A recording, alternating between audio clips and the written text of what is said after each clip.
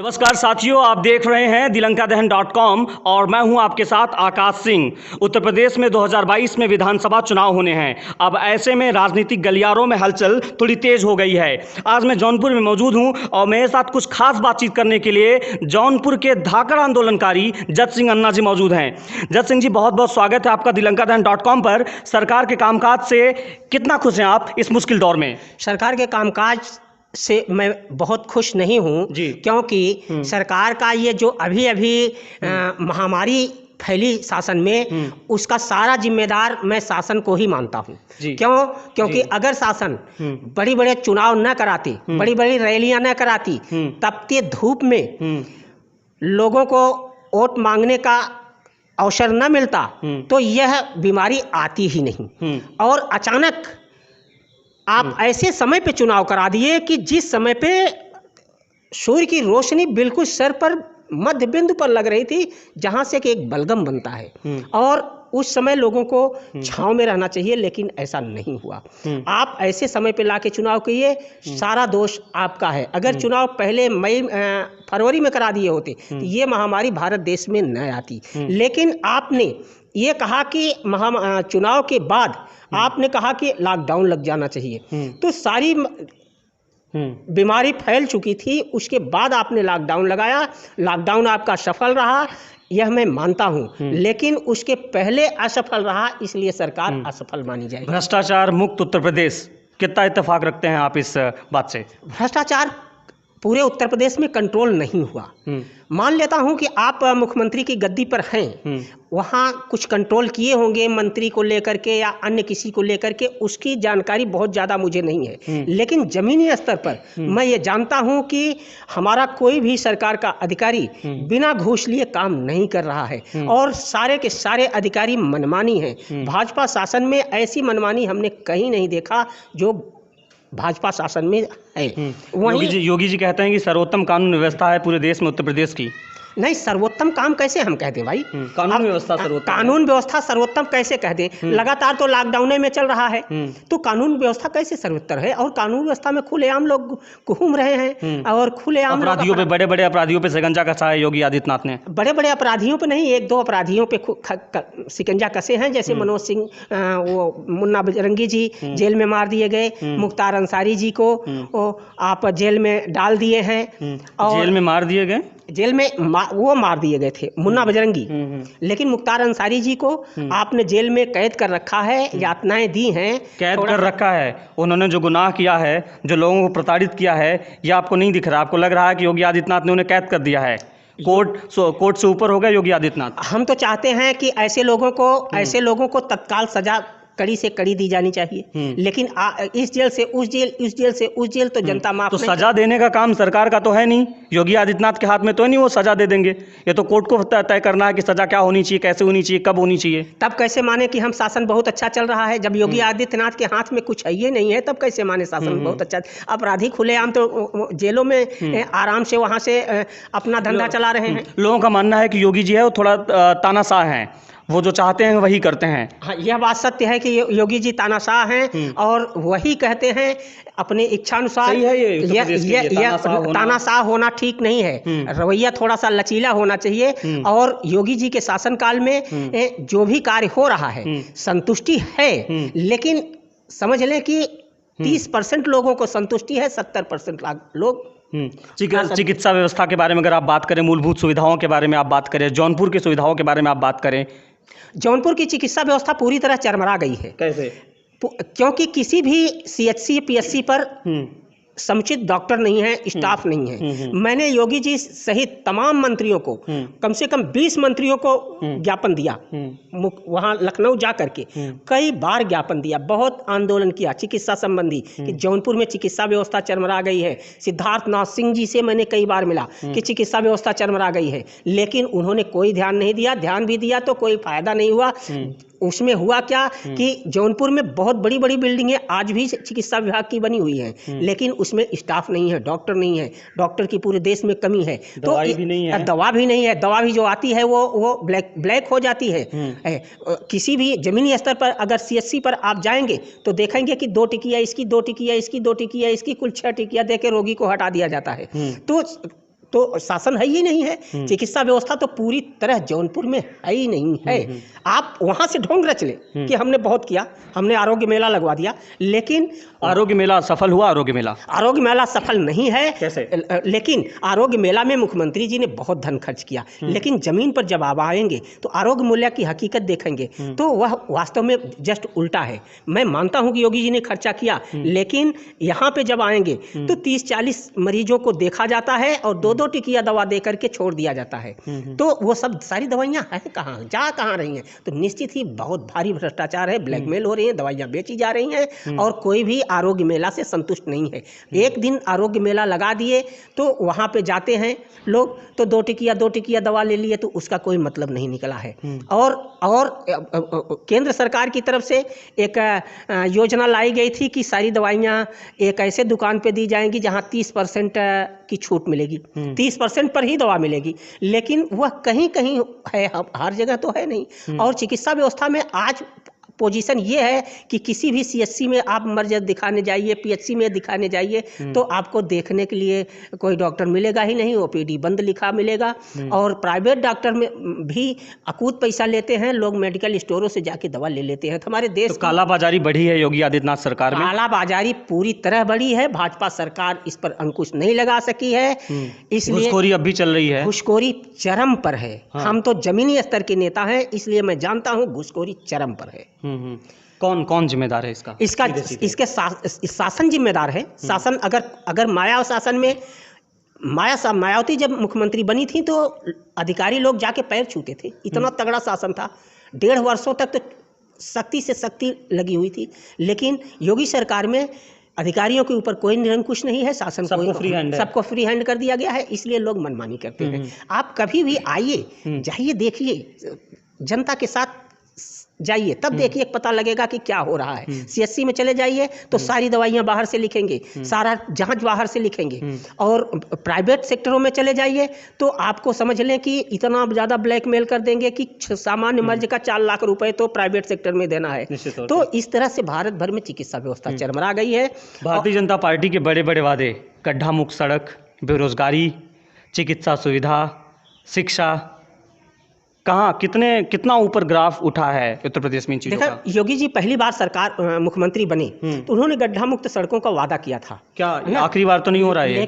लेकिन पहली बार उन्होंने गड्ढा मुक्त कराया, लेकिन दूसरी बार जब मुख्यमंत्री बने तो कहीं भी गड्ढा मुक्त नहीं हुआ, क्योंकि 30 लाख करोड़ रुपए नितिन गडकरी ने वो कहीं से इंतजाम करके पीडब्ल्यूडी विभाग को या देश को दिया था। वो पैसे पहली बार में ही जब खत्म हुए तो दूसरी बार में पैसे आए कहाँ से? इसलिए यह सारी व्यवस्था पोल की ढोल रह गई। आज भी कोई इस शासन में कोई गड्ढा मुक्त सड़क नहीं हुई। जौनपुर ही नहीं, पूरे प्रदेश की यही हाल है। 2022 विधानसभा चुनाव में क्या सत्ता परिवर्तित होनी है? 2022 में चुनाव में लोग कतारों में लगे हुए हैं। भाजपा की वोट कम हो गई है, निश्चित ही कम हो गई है। और मुख्यमंत्री के दावेदारों में अखिलेश यादव, राजा रघुराज प्रताप सिंह, और मानते हैं कि रघुराज प्रताप सिंह भी लाइन में हैं, मुख्यमंत्री बन सकते हैं? राजा रघुराज प्रताप सिंह तो बहुत अच्छे तिकड़मबाज हैं और बहुत अच्छे लाइन में हैं, क्योंकि उनकी पार्टी अभी पूरी प्रचलित नहीं है। इतना जरूर है कि अगर 20 सीट पा गए राजा रघुराज, लेकिन राजा जी एक्टिव नहीं है ना, जनसत्ता दल लोकतांत्रिक उतनी एक्टिव नहीं, सक्रिय भूमिका में नहीं उत्तर प्रदेश की राजनीति में इस वक्त भी। क्या कारण है इसके पीछे? देखें, अभी राजा रघुराज प्रताप सिंह नई पार्टी खोले हुए हैं, लोग बहुत पुराने इस पार्टी, लेकिन सक्रिय तो होना चाहिए। आम आदमी पार्टी भी नई पार्टी थी, अरविंद केजरीवाल हर मुद्दे को लेकर सक्रिय थे, लेकिन राजा जी कहीं ना कहीं सक्रिय नहीं है। अरविंद केजरीवाल की जहां तक बात करते हैं तो अरविंद केजरीवाल का एक विशेष मुद्दा था, वो अन्ना हजारे जी थे। लेकिन आज राजा का कोई विशेष मुद्दा नहीं है कि अचानक विशेष मुद्दा आया हो। भारत में कुछ विशेष मुद्दे आते हैं, जैसे बीपी सिंह सरकार बनी थी, राजा नहीं फकीर है, भारत की तकदीर है, मोरारजी देसाई प्रधानमंत्री हुए थे, हाँ, इंदिरा गांधी का वो इमरजेंसी शासन था, इसके बाद इंदिरा गांधी जी मर गईं, राजीव गांधी, ये सब विशेष अवस्थाएं होती हैं जिसमें अचानक सत्ता परिवर्तित हो जाती है और नेता अचानक आ जाते हैं। हाँ, बड़ा मुद्दा हाथ ले, लेकिन रघुराज प्रताप सिंह के मुद्दा हाथ नहीं लगा। रघुराज प्रताप सिंह ने अपना पार्टी अलग कर लिया है, अपना संचालन कर रहे हैं। वह 1-2 चुनाव में ही पूरी तरह से छाएंगे, लेकिन इतना है कि रघुराज प्रताप सिंह किसी न किसी पार्टी से, हम लोगों को जहाँ तक अनुमान है कि अगर समझौता कर लेते हैं तो उनको भी मौका मिलेगा। लेकिन विपक्षी पार्टी सपा इस समय अच्छी चल रही है, समाजवादी पार्टी। क्या समाजवादी पार्टी जातिवाद परिवारवाद से ऊपर उठ के काम करेगी? क्या मुसलमानों और यादवों के अलावा अन्य जातियों के लिए भी काम उत्तर प्रदेश में होगा? ऐसा ये सवाल मेरा नहीं व्यक्तिगत, ये सवाल लोगों का है, जनता का है। क्या कहेंगे? समाजवादी पार्टी परिवारवाद और समाजवाद और मुसलमान को कभी नहीं छोड़ सकती, वही उसका मुख्य मुद्दा है। जात बिरादरी अगर छोड़ देगी तो फिर कैसे बदलेगा उत्तर प्रदेश? अन्ना जी देखें, इसमें इस समय हलचल चलेगा। हलचल चलेगा का मतलब कि सीटें कुछ ना कुछ बराबर टाइप में आएंगी। जब बराबर पूर्ण बहुमत नहीं होगा तब समझौते की सरकार बनेगी। जब समझौते की सरकार बनेगी तो उसमें जो तिकड़मबाज होगा वो ज़्यादा निकाल ले जाएगा, जो ज़्यादा अपने को अच्छा दिखाई पड़ेगा। कुछ लोग तो मान के चल रहे हैं कि योगी आदित्यनाथ को मुख्यमंत्री पद से हटा देना चाहिए, केशव प्रसाद मौर्य को मौका देना चाहिए, वो एक बेहतर नेता साबित हो सकते हैं, एक नई आयाम और एक नई ऊंचाई दे सकते उत्तर प्रदेश को। कितनी सत्यता इस बात में? पार्टी अपना नया नेता हमेशा चुनती रहती है। योगी आदित्यनाथ 10 वर्षों तक मुख्यमंत्री रह चुके हैं, तो देश में कोई ऐसा माहौल आता है जिसमें योगी आदित्यनाथ जो है ऐसा माहौल आता है जिसमें कि लोग बहिष्कार करते हैं। तो ये जो महामारी फैली है और जिसमें चुनाव हुआ है, ज़्यादा लाशें मृत्यु हुई हैं, उसमें योगी सरकार से लोग घृणा किए हैं, घृणा किए हैं। इसलिए योगी आदित्यनाथ की सरकार और भाजपा शासित सरकार ये सब मिल करके अपने में योगी का कोई विकल्प है आपके अनुसार? केशव प्रसाद क्या विकल्प है? उनसे संभाला जा सकता है उत्तर प्रदेश? हाँ, ये दूसरे नंबर पर केशव प्रसाद ही हैं उत्तर प्रदेश में। और केशव प्रसाद जब आएंगे तो वो अपना नया लगता है आपको कि योगी आदित्यनाथ की एक अलग फैन फॉलोइंग है हिंदुत्व को लेकर, फायर ब्रांड लीडर रहे हैं, वो अपने अलग स्टाइल के लिए जाने जाते हैं, लेकिन केशव प्रसाद सक्रिय नहीं रहे हैं, साइलेंटली काम किया उन्होंने उत्तर प्रदेश में। योगी आदित्यनाथ का वास्तव में सही आपने कहा है, वह उसी आधार पर चयन हुआ था। लेकिन केशव प्रसाद मौर्य जो है नया आयाम लेके आएंगे, लेकिन ये थोड़े ही दिन सफलता पाएंगे, जबकि बाद में सफलता नहीं पाएंगे। योगी आदित्यनाथ बड़े रेस के घोड़े माने जाते हैं। बड़े रेस के घोड़े माने थे, क्योंकि योगी आदित्यनाथ बहुत दिनों से सांसद थे, बहुत अनुभव था और भारतीय जनता पार्टी के एक कर्णधार थे और उनकी दिशा भी रामराज्य की तरफ थी, इसलिए योगी आदित्यनाथ ज़्यादा सफल हैं। लेकिन केशव मौर्य चलेंगे, कुछ ही दिन चलेंगे, इसके बाद केशव मौर्य बिखर जाएंगे। शिवपाल यादव के बारे में क्या कहेंगे? शिवपाल यादव देखें, यादव परिवार में काफ़ी पार्टियां हो चुकी हैं। शिवपाल यादव लड़ाई में रहेंगे, लेकिन वो सरकार नहीं बना सकते हैं और ना ज़्यादा सीटें पा सकते हैं। उनसे ज़्यादा सीटें अखिलेश पाएंगे। अखिलेश की कमी यही है सपा की, मैं मान रहा हूँ सपा इसीलिए कमज़ोर हो गई है कि शिवपाल अलग उन्होंने बनाया है, राजा भैया अलग बना लिए हैं। अब लोग कहते हैं कि अखिलेश जी सरकार बनाएंगे, तो यह सीटें बढ़ जाएंगी, समझ गए ना। तो हमें अनुमान तो नहीं लग रहा है कि 100 से अधिक समाजवादी पार्टी पार। जौनपुर की राजनीति में आप लंबे वक्त से सक्रिय भूमिका में हैं और आप अगली बार शायद सांसद का चुनाव भी लड़ने वाले यहाँ से, तो आपको लोग सांसद क्यों चुने? देखें, जौनपुर की राजनीति, जौनपुर जिला सिराजे हिंद शहर जौनपुर कहा जाता था, कभी भारत की राजधानी भी थी और हम लोग उसी देश के वासी हैं जिस भारत की राजधानी थी जौनपुर जिला। तो हम लोग उस समय बड़े अमीर थे, लेकिन आज हम लोगों की स्थिति बड़ी दयनीय है। जौनपुर जिला जो है विकास की दृष्टि से बहुत पिछड़ा है। जौनपुर की एक खास बात है कि यहाँ के शिक्षित लोग पूरे देश की सेवा कर रहे हैं। जैसे कि एक माधवपट्टी गांव है, 47 IAS एक ही गांव में है। इतना ज़्यादा देश की सेवा जौनपुर कर रहा है और हमारा अनुमान है कि हर थाने ब्लॉक से कम 5-7 IAS जरूर होंगे जौनपुर में। शिक्षा इतनी बेहतर व्यवस्था थी, लेकिन सब धीरे धीरे चरमरा जा रही है। तो क्या वजह रहा कि जौनपुर उतना नहीं बदल पाया? क्योंकि यहाँ के जो नेता हुए और यहाँ के जो अधिकारी आए वो सफल नहीं रहे। नेता आज तक संसद में कोई बड़ा काम नहीं करा पाया, ना ही संसद से कोई बड़ा काम ले आया, और अधिकारी लोग देश की सेवा ही करते रहे। कोई भी सांसद सदन में बोल ही नहीं पाया, हमारे यहाँ का सांसद इतना दब्बू है कि वहाँ संसद में उनकी बाणी अड़हुक जाती है और वो लोग अपना पार्टीबद्ध जी हजूरी कर लेते हैं, इसलिए वो संसद में नहीं बोल पाते। जबकि हम यहाँ से बोल लेते हैं, यहाँ हमारा जितना भी आंदोलन रहा हम 100% सफल रहा। तो ये बताइए, आप चुनाव लड़ेंगे, आपके बारे में जब हमने रिसर्च किया तो पता चला आप 25 सालों से साइकिल से चलते हैं। अब भी आप साइकिल पे ही चलते हैं। साइकिल से आप 100 किलोमीटर 150 किलोमीटर का आप यात्रा करते हैं। जब आप चुनाव लड़ेंगे तो क्या साइकिल से ही प्रचार होना है? गाड़ी भौकाल ये सब चीज़ आपके पास उपलब्ध है नहीं, क्या कहेंगे इसके बारे में? देखें, जिसके पास जितना साधन है उतना अपना प्रयोग करता है। समझ गए कि नहीं? अब जैसे सारंग जी मंत्री हुए तो सारंग जी मंत्री हुए तो सारंग जी के पास जो साधन था उन्होंने अपना प्रयोग किया। हमारे पास साइकिल का ही साधन है, हमारे पास आमदनी नहीं है और ना ही हम पैसे खर्च करते हैं, ना ही पैसे कमाते हैं, तो हमारे पास साइकिल का ही साधन है। इसलिए मैं साइकिल से ही जफराबाद यहाँ से 60 किलोमीटर जाता था, 60 किलोमीटर आता था। इतना लंबा सफर मैं करता था और आंदोलन करके वापस आता था, काम करके वापस आता था। बड़े बड़े आंदोलन आपने किए, कुछ बताइए उसके बारे में। हम देखें, सबसे पहले 2014 में बैंक आंदोलन कर दिया।